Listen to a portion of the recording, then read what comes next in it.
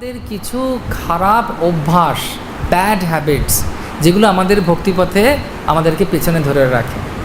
অনেক সময় ঘুমোবার হতে হয়, বাচালতা, পরের দোষ দেখা, অনেক রকম খুঁটিনাটি থাকে, যেটা চৈতন্য চৈতামৃতেও বলা হচ্ছে। এইসব স্বভাব আমাদের সঙ্গে আমরা নিয়ে আসি এবং সেটা অনেক সময় আমাদের ভক্তিপথে বাধা হয়। কারুকে একটু কটু কথা বলে দেওয়া, অনেক, আমি আর সেটা বলছি না, অনেকের বিভিন্ন ভক্তের বিভিন্ন রকমের বাধা থাকতে পারে। তখন আমাদের মধ্যে প্রবল ইচ্ছা থাকবে যে আমি সেবা করব, এবং আমি যখন বুঝতে পারবো যে কত বড় একটা দায়িত্ব আমার উপরে এসেছে, কত বড় আশীর্বাদ আমি পেয়েছি, সেই আশীর্বাদে পুষ্ট হয়ে গুরু বৈষ্ণবের কৃপায় আমি সম্পূর্ণরূপে বুঝতে পারবো যখন এই জিনিসটা, যে আমি এর চান্স নেব না, এই খারাপ স্বভাবের বদ স্বভাবকে আমি পাত্তা দেব না। এবং তিনি তখন কি করবেন না, তিনি এগোতে পারবেন।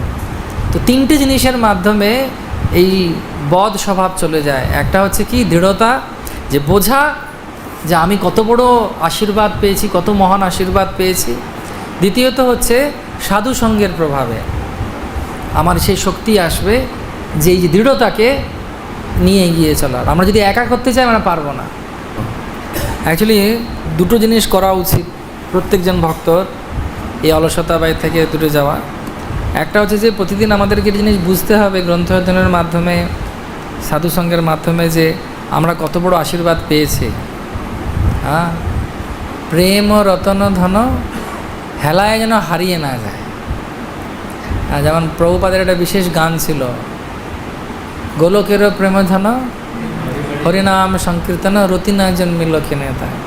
তো রতি জন্মাবার জন্যে দুটো জিনিস খুব দরকার। একটা হচ্ছে একাগ্রতা সহকারে ভগবানের ভক্তিমূলক সেবায় নিজেকে নিয়োগ করা। হয়তো লাগছে না অতটা টেস্ট, কিন্তু চালিয়ে যেতে হবে।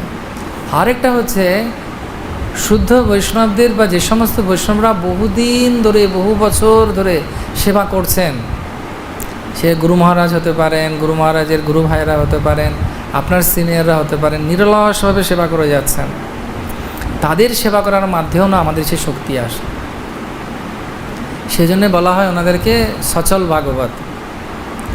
আমরা অনেক গ্রন্থ অধ্যয়ন করতে পারি ঠিকই, কিন্তু যখন কোনো সাধুকে সেবা করার সুযোগ হয়, সেই সেবা করার মাধ্যমে অনেক লাভ হয়। তার উদাহরণ হচ্ছেন স্বয়ং নারদ মুনি। শুধুমাত্র সাধু সেবা এবং ওনার উচ্ছিষ্টকে দ্বারা ভক্ত হয়ে গেছে। তো সেজন্যে আমাদের মতো যারা প্র্যাকটিসিং ডিভোটিসরা আছেন, খুব উৎসাহের সঙ্গে সেবা করা উচিত। আর যখনই সুযোগ পাওয়া উচিত বৈষ্ণব সেবার।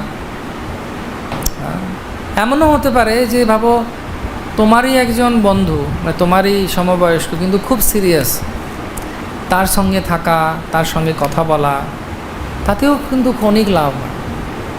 এই জন্যে প্রভুপাদ বলছেন যে সবসময় একজন ভক্তের উদ্গ্রীব থাকা উচিত এই 6টা আদান প্রদান করার জন্য বৈষ্ণবদের সঙ্গে। সেটা করেও আমরা ভগবত ভক্তিতে আরও দৃঢ়তা পাব। দদাতি প্রতিগৃহ্ণাতি গুজ্জ মাকাতি পৃচ্ছতি ভোজতে ভোজতে চৈব ষড়ৈবেদম প্রতি লক্ষ্য। হরে কৃষ্ণ কৃষ্ণ কৃষ্ণ হরে হরে, হরে রাম রাম রাম।